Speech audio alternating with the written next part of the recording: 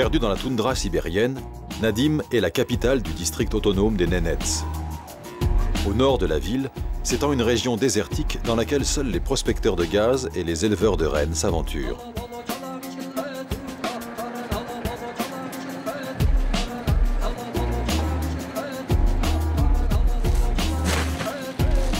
Andrei est de passage en ville pour approvisionner la petite épicerie qu'il tient dans un village du nord de la région. Pour convoyer sa marchandise, il fait appel à Neil, qui possède un vieux camion Oural à 6 roues motrices adapté aux pistes sibériennes.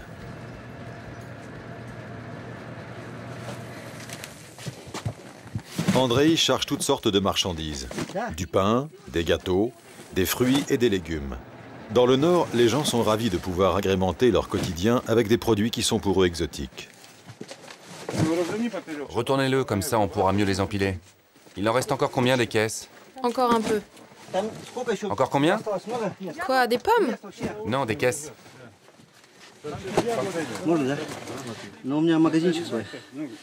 J'ai mon petit magasin au village de Kutopyugan. Je suis obligé chaque fois de louer un camion pour ramener des provisions. Il n'y a pas de vraie route depuis la ville. C'est 170 km de chemin difficile en fait. J'ai trouvé des gars courageux. Ils connaissent bien leur métier. Ils ont une grande expérience des conditions difficiles. Je leur fais confiance. Et surtout à Neil. En plus, ce camion est bien chaud et moi j'ai des marchandises qui ne doivent pas geler.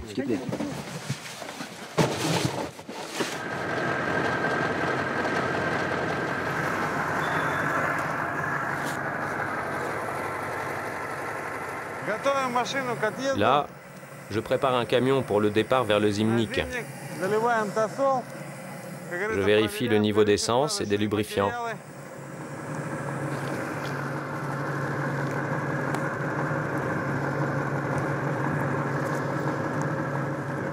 Et là, je ferme pour sauvegarder un peu la chaleur.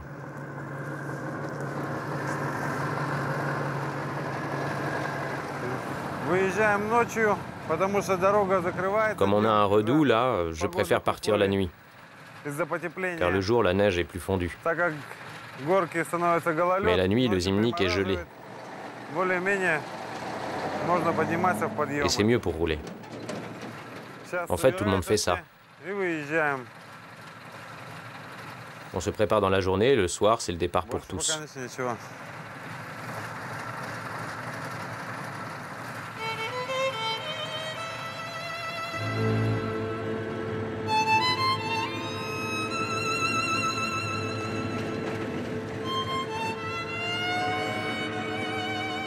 Chaque début d'hiver, des chasse-neige tracent des pistes sur le sol gelé de la toundra sibérienne pour que les camions puissent ravitailler les villages isolés. Ce sont des zimniks, des routes qui n'existent qu'en hiver et que le moindre changement météo rend très dangereuses.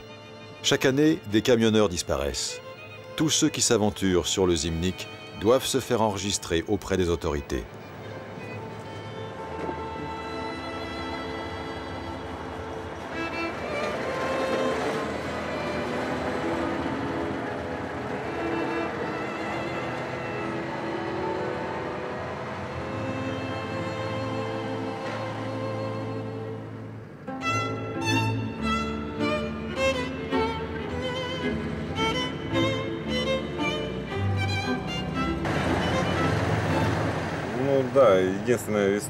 Au printemps, il y a toujours des soucis pour traverser les rivières. Elles sont profondes et l'eau remonte par-dessus la glace quand celle-ci commence à fondre. Ça, c'est un problème commun à toutes les rivières, en fait. Il faut trouver une façon de les traverser. Parfois, le véhicule est à moitié noyé et dans ce cas-là, la seule chose à faire est de tirer le camion avec des câbles, à condition qu'un autre camion ait pu traverser la rivière. On l'accroche à un câble, on arrête le moteur pour que le véhicule n'aspire pas de l'eau à la place de l'air, ce qui provoquerait un hydrochoc. Et les moteurs arrêtés, on tire les camions. C'est le seul moyen de s'en sortir, en fait.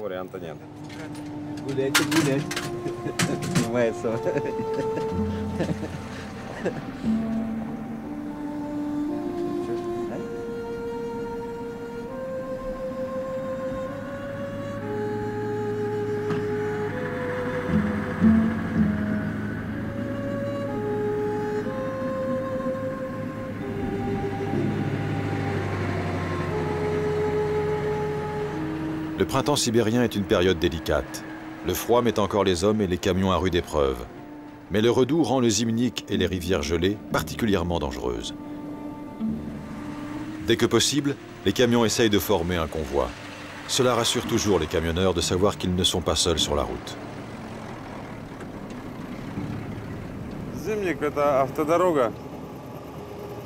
Le Zimnik, c'est la route qu'on trace avec un tracteur, en hiver. Là où, en été, il n'y a pas du tout de route. Le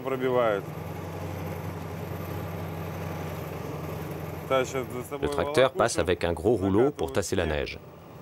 Et voilà, c'est comme ça qu'on fait le Zimnik.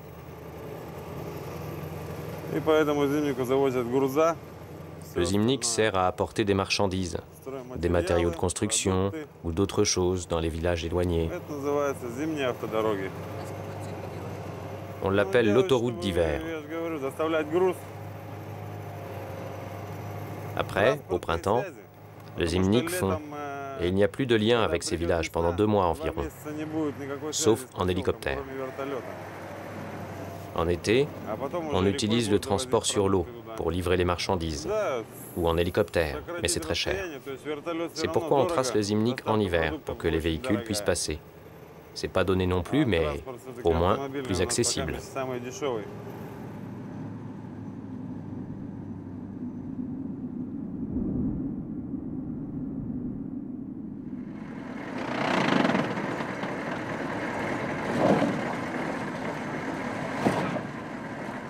Neil se demande comment il a fait pour atterrir dans le fossé.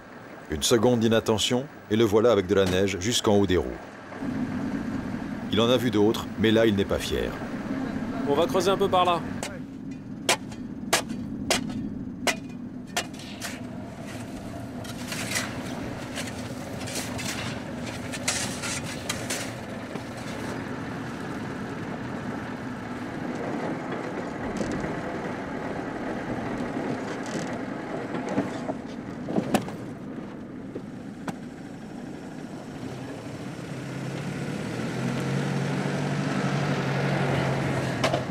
Malgré leurs efforts, les hommes ne parviennent pas à sortir le camion du fossé.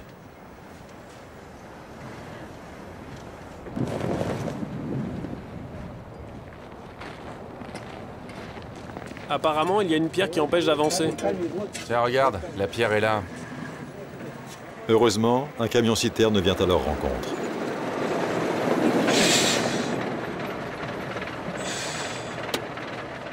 Bonjour, on est coincé dans le fossé, tu peux nous aider?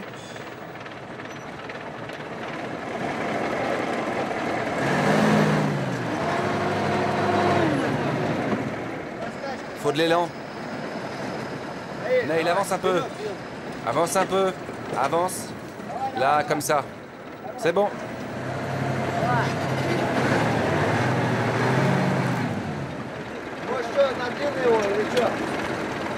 Il patine lui aussi ou quoi? Ça accroche pas. Il pourrait te tirer par l'avant, non?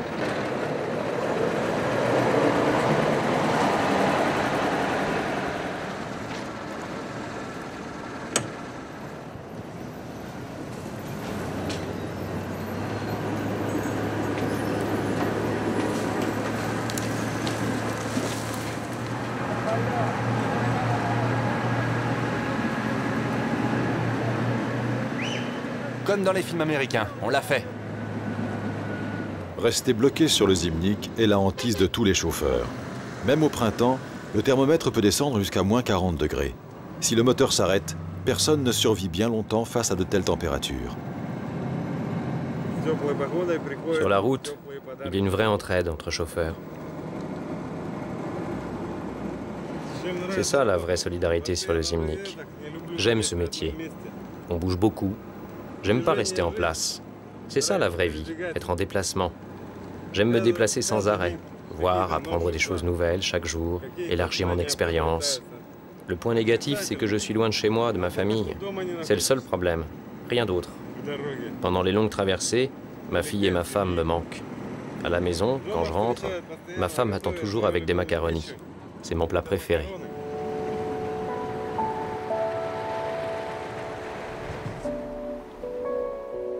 Le long de la route, des bâtiments à l'abandon dorment sous la neige.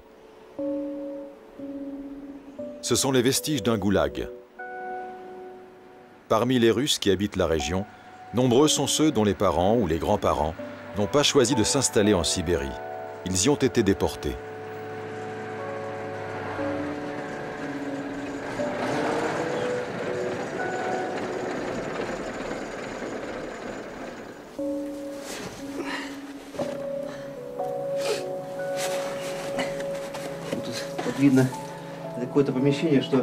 Dans ce bâtiment, on ne voit pas d'inscription sur les murs, comme dans d'autres bâtiments que j'ai visités chez des prisonniers.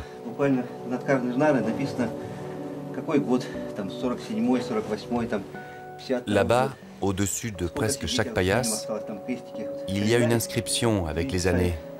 47, 48, 52, un genre de calendrier. Les prisonniers marquaient avec des croix combien de temps ils devaient encore rester là.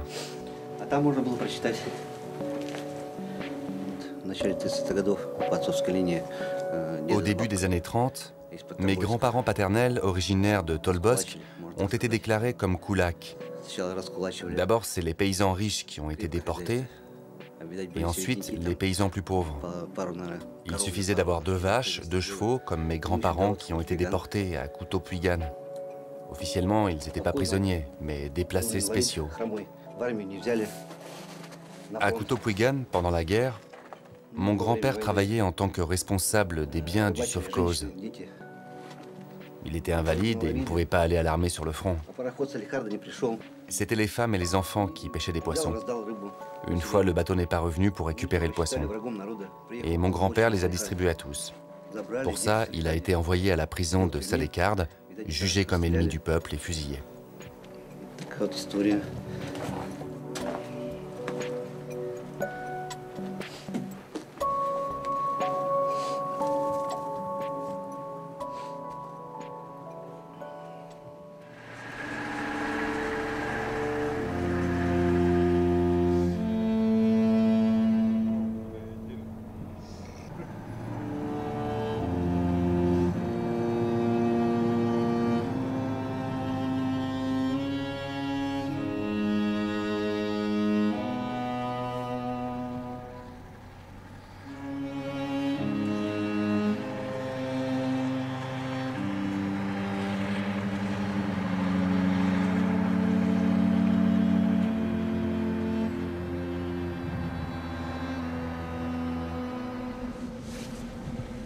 Neil s'est accordé une petite sieste.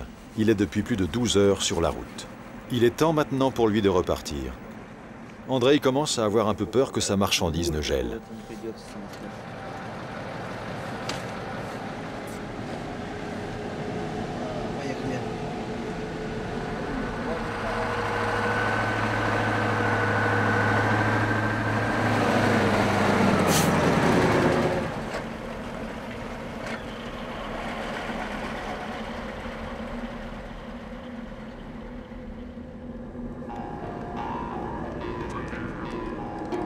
Un autre camion a quitté la route. Solidarité du Grand Nord oblige, Neil essaye de les aider. Pour redémarrer le moteur, les hommes tentent comme ils peuvent de réchauffer l'air qui rentre dans le radiateur.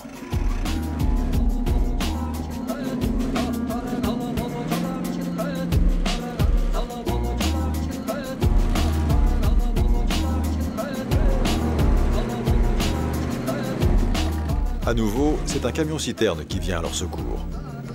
Je vous laisse les sortir de là, moi je dois y aller.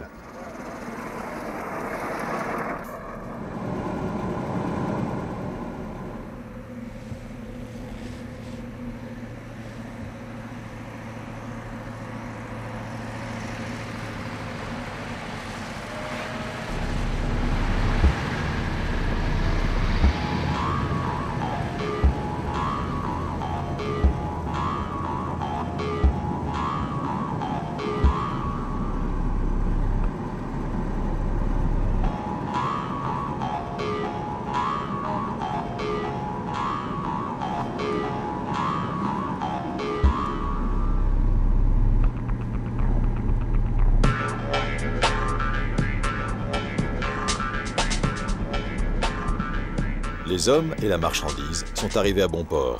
Sans attendre, Andrei fait transporter les colis à l'abri du froid dans son épicerie. Tout le monde donne un coup de main. Pose ça par terre.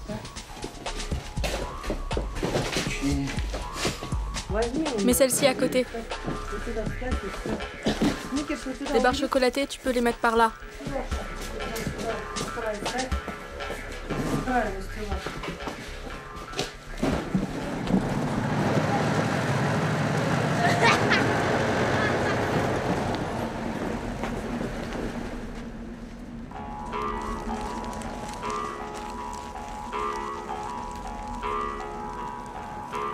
Le lendemain matin, le village s'anime. Kutopjugan est en plein territoire nénètse. Chaque début de printemps, avant de suivre les reines dans leur grande migration vers le nord, les nomades organisent des fêtes dans tous les villages de la région. Andrei se devait de réapprovisionner son magasin avant la fête. Malgré une météo difficile, les hommes se défient à des jeux d'adresse et de force. Les femmes et les enfants s'amusent de toute cette agitation.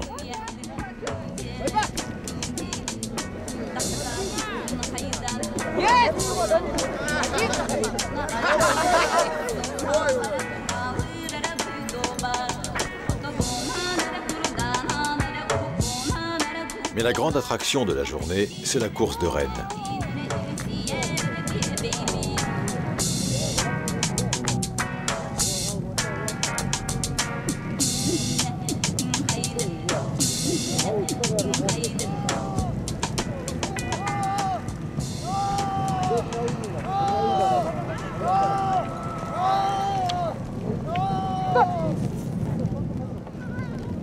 Les camionneurs entretiennent de bons rapports avec les nomades éleveurs de rennes. Ces derniers leur rendent bien des services, notamment en cas de panne. Les nénètses sont les seuls à s'aventurer dans les endroits les plus reculés où passe le Zimnik. Cette année, Nail a été aidé plus d'une fois par les nomades. Il profite donc de cette fête pour leur offrir quelques cadeaux. Attention, c'est un service à thé, le cassez pas. Posez-le par là-bas.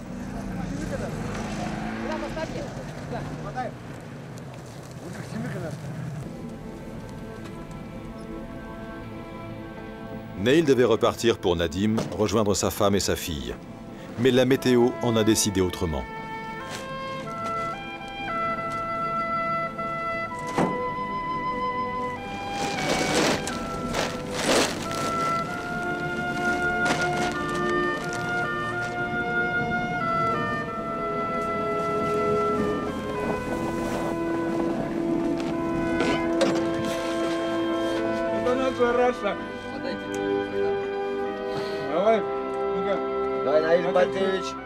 Tu ne repars pas aujourd'hui?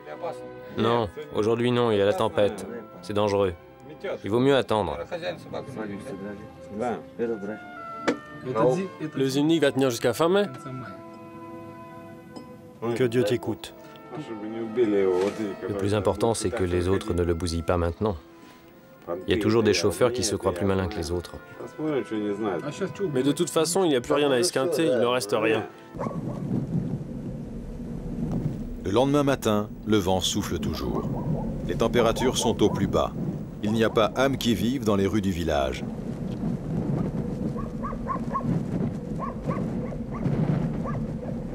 Nail, comme tous les habitants, attend le redout à l'abri. Le temps est capricieux. Il peut arriver n'importe quoi sur la route.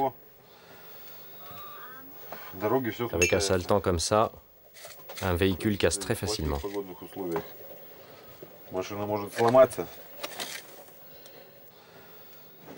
Il y a quelque temps, des camions voyageaient seuls. Et je me souviens particulièrement d'un événement dramatique. Ils sont tombés en panne et des gens sont morts gelés. 28 personnes, je crois. Ou peut-être 26 personnes. Vous savez, avec moins 42 degrés, on ne peut pas faire grand-chose. Bien sûr, ils essayent de brûler les pneus, le véhicule. Ils mettent tous les vêtements qu'ils ont. Ils essayent de se réchauffer comme ils peuvent. La plupart finissent par paniquer. Au final, ils meurent de froid.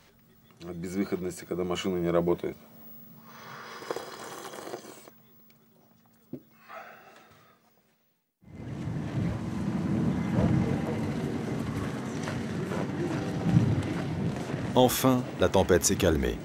Neil a appris que des nénettes qu'il connaît campent dans les environs du village. Il se décide à leur rendre une petite visite avant de repartir le soir sur la route de Nadim.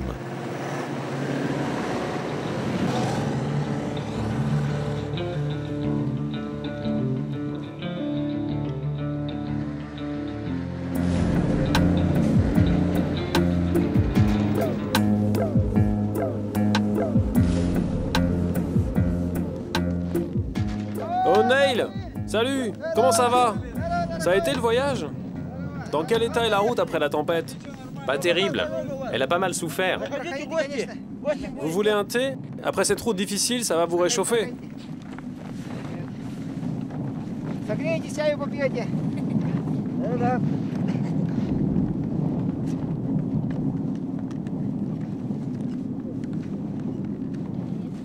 Vous avez du poivre noir? Non, tu n'en as pas apporté. Je vous en apporterai la prochaine fois. J'aime bien le poisson avec du poivre noir. Oui, la prochaine fois, tu apporteras un sac de poivre et 100 kilos de pain.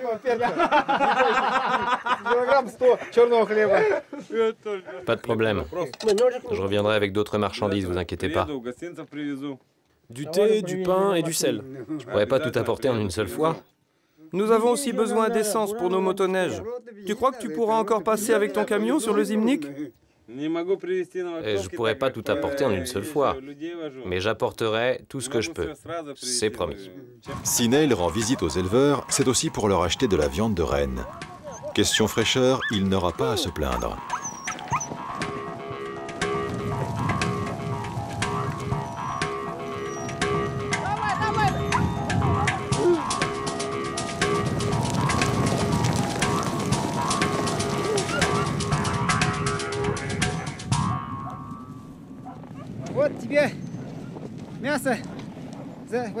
Tu es notre invité. Ce renne, c'est notre cadeau pour toi.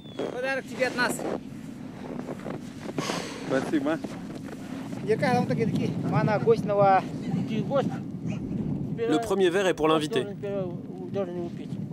Le sang de renne est bu à même la carcasse. Frais, il est riche en vitamines. Neil a aussi le droit de goûter au foie cru, un mets de choix réservé aux invités. Merci. Tiens, voilà l'argent pour la viande. Et encore merci pour ton accueil. On va chercher la viande et je dois repartir chez moi après.